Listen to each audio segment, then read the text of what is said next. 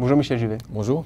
Vous allez présenter dans quelques semaines vos perspectives économiques pour l'année 2018 et vous avez réussi à définir quelques grandes thématiques d'ores et déjà. Oui, absolument. Et ces grandes lignes sont un peu à l'inverse de celles de l'année passée. Rappelez-vous, l'année passée, les marchés craignaient une déstabilisation de l'Europe, avaient peur d'une bulle de crédit en Chine et pensaient que l'élection de Donald Trump allait générer une forte croissance économique.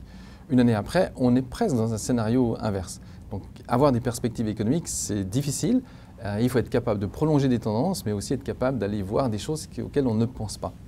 Du côté européen, qu'est-ce qui a fondamentalement changé? Ce qui a changé, c'est d'abord la croissance économique qui est revenue, à un rythme bien soutenu. On a des croissances de bénéfices d'entreprises qui sont également là, de même rythme qu'aux États-Unis, une croissance de plus de 10% en rythme annuel. Et puis tout ça s'est traduit par une envolée de l'euro. En fait, ça veut dire qu'il y a de la confiance qui est là. Et donc le challenge pour les 12 prochains mois, c'est effectivement de se demander ce que va faire cette Banque Centrale Européenne qui a mis beaucoup de liquidités dans le système.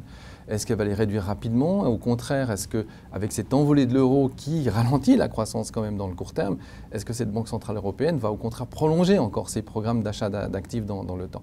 Donc on le voit, les mots du président de la Banque Centrale sont très importants et ça va générer une volatilité importante sur les marchés européens. Et on a le sentiment que du côté américain, c'est un petit peu l'inverse qui est en train de se passer. Oui, c'est un petit peu l'inverse. Dans une certaine mesure, c'est vrai qu'on s'attendait à des programmes d'infrastructure importants, on s'attendait à une baisse de la fiscalité. Ce n'est pas arrivé. On a eu au contraire quoi? De la déréglementation financière dont on n'avait pas besoin. Pourtant, en termes économiques, la croissance est ferme, là aussi également. On a des fortes créations d'emplois, une bonne croissance.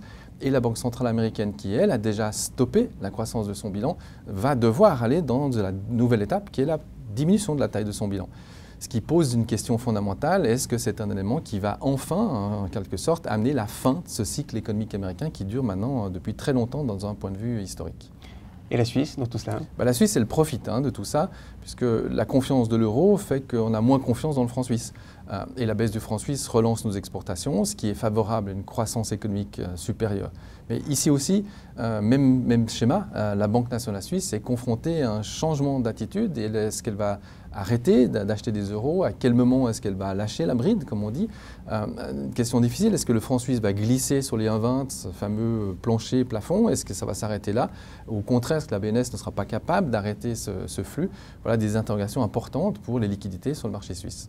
Et au vu de toutes ces interrogations, j'imagine que vous devez constamment revoir votre politique d'investissement. Absolument. Et surtout aujourd'hui, on se rend compte que les actions et les obligations, les deux planètes importantes d'un portefeuille, sont chères.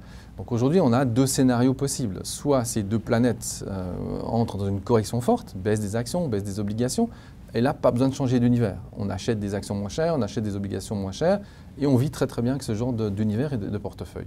Ou au contraire, les banques centrales sont capables de gérer cette difficile transition de politique monétaire, et nous devons continuer d'aller chercher, ce que nous faisons depuis quelques années, de nouvelles planètes, des exoplanètes, ce qui présente des liquidités inférieures, mais des risques toujours intéressants, comme le private equity, comme la private debt, comme les insurance linked securities, et des tas d'autres instruments qui sont un peu moins connus dans l'univers général des investisseurs.